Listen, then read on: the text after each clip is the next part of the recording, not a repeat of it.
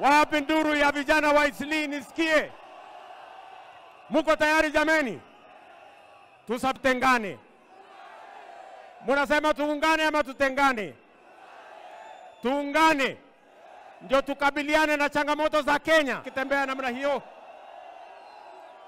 Basi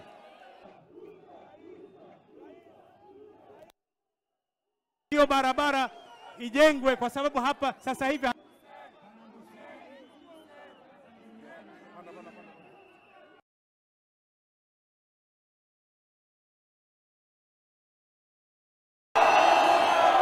Jambo la pili, leo Nairobi Kithure Kindiki.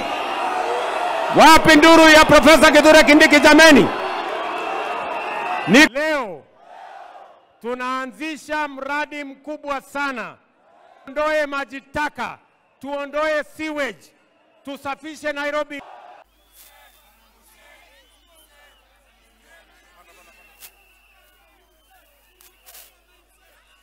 Watu wa Eastleigh hamjambo. Hamjambo sana. Mmefanya vizuri sana kukamilisha rais wetu katika hapa. Tunashukuru sana, muendelee kushikilia rais na kushikilia Governor Sakaja, tuendeleze Nairobi yetu mbele. Asanteni sana.